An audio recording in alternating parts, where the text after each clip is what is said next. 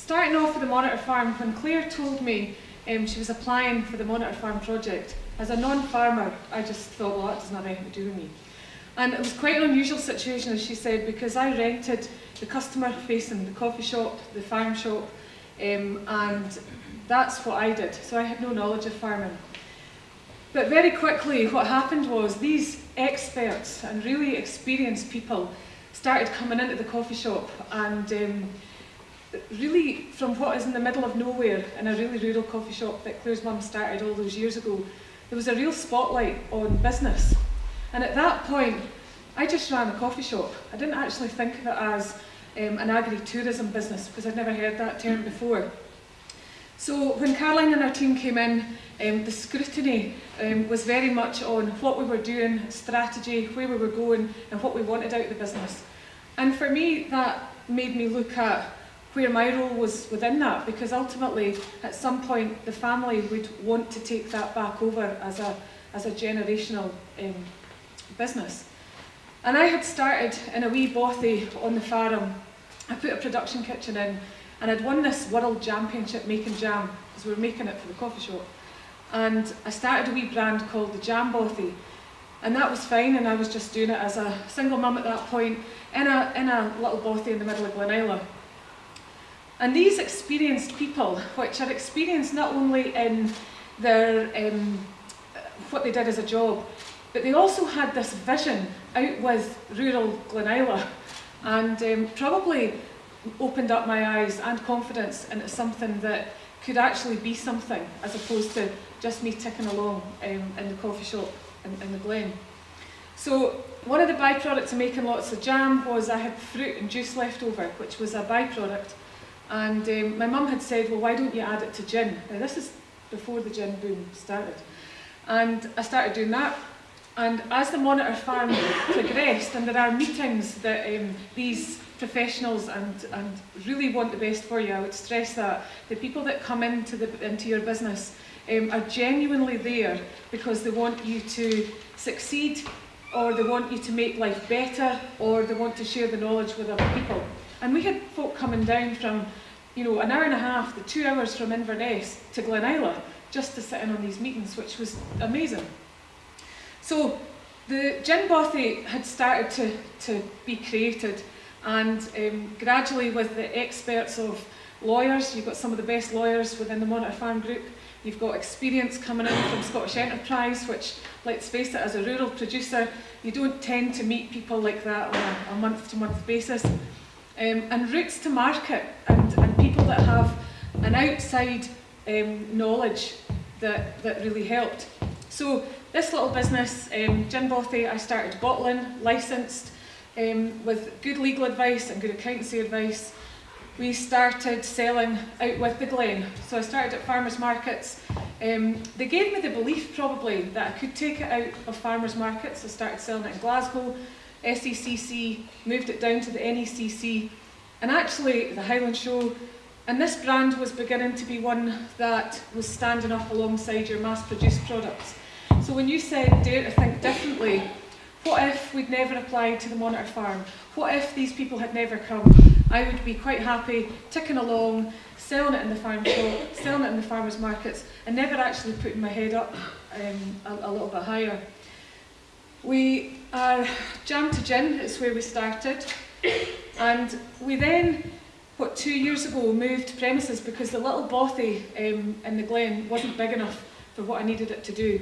And at that point, as part of the progression within the Monitor Farm, the farm took back over the running of the business, which is the right thing for the business and was the right thing for us, because it meant I could concentrate on one thing rather than having to worry about all the other bits. So we moved into a bigger bothy in Kirriemuir, which is 5 miles down the road, and we produce from ground to glass. So we now distill our own gin in our own 200 litre still that's in a subcontracted site, and I follow a seasonal calendar. We're one of the smallest gin producers in Scotland, but one of the most award-winning now, and we produce just over 28,000 bottles by hand. Now, for anybody who was involved in the Monitor Farm at the start, 4 years ago, we were lucky to maybe do 10 bottles a day. So the difference from having experience, confidence, I didn't have funding and I've still never applied for funding, so some people that think it has to be perfect at day one, it doesn't. You just have to have a belief and a vision and the right people around you. Surround yourself by fixers that have an insight out with a rural community. And I would stress that the Monitor Farm doesn't start like that, but it begins like a community. I think as a rural producer, you can be quite, and if you live rurally, you can be quite detached with what's happening in Glasgow and Edinburgh, and that seems an awful long way away. But really it's not, and our consumers and our customers are the ones that come to where we are, because we take it for granted. We use 100% natural ingredients, so things that the Monitor Farm taught me about story and provenance and sustainability and creating a food and drink experience were really core about the story behind how I started. I went on an agritourism visit to Tuscany with lots of other farmers and people that had diversified. And although I'm not a farmer, I was really interested in looking at how this ground to glass, how this connection with the land was going to work.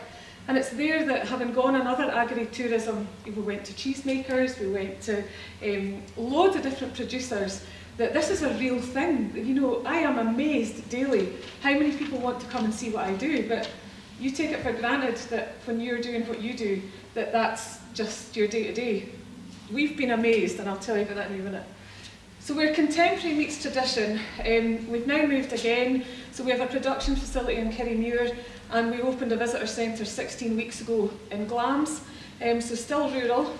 When you said build it and they'll come, it's really early days for us, but over Christmas we were hitting between 300 and 400 people over a weekend in the middle of Glamis, with Glamis Castle shut, just to get gin. Now that amazes me. I mean, they can go anywhere. There's loads, I've got 7 UK distributors, but they came to Glamis, they came to where we are, just to experience something that was more than just gin. And I think that's part of this story about we're solid and square like a bothy. Things that you take for granted every time you see looking out your window is what will bring people back, and it's what brings people back to Peel. There's beautiful views, there's great walks. Again, we take it for granted, they don't. We create now the only 3-star Great Taste gin in the whole of Scotland since 2016. We're ingrained in the land. We talk about guardianship. We talk about being as environmentally sustainable as we can. Because you know what? In rural businesses, we've been doing that for years. It just so happens we're on trend now. Using pallets and crates is trendy. And that happened to be part of where we're at. We moved into different kinds of packaging, and we started to look at how do we get a rural product into the city, and how does that work. And that's been engaging with Scottish SDI, Scottish Enterprise. Now I'm beginning to talk to, whereas 3 years ago we weren't ready for that. I didn't think I was in a position to do that. And the business has probably grown from year one, we were 60,000. This year I'll hit 1.2. I could have done more if I was prepared to move the business into a bigger premises and move away from the roots of the bothy. And I suppose that's one thing I've learned, is if you're a rural producer, you do what you do really well and not necessarily try and change to become something that you're not, because that changes your story. And I think that the consumer sees through that. And for us, we might not have grown as fast as we could have done, but I didn't want it to compromise what we're all about. And that hopefully means that we survive a lot longer than some of the mass-produced brands that are coming out, which I suppose is the same as holiday accommodation. You have to stay true to what you're all about, which is what agritourism does. So if anyone's sitting there thinking, that's not for me, or I don't know enough about it, or I can't stand up and speak in front of people, what it does is open up the rural world into a team of experts and people that genuinely want you to succeed. You know the way in rural businesses, people are waiting for you to fail and thinking, who do they think they are? You know, they're farmers, they're this, they're that. Why should it make any difference where we're located? We choose to live in our areas, and let's bring people to us with what we see and take for granted. So, thank you very much. And it's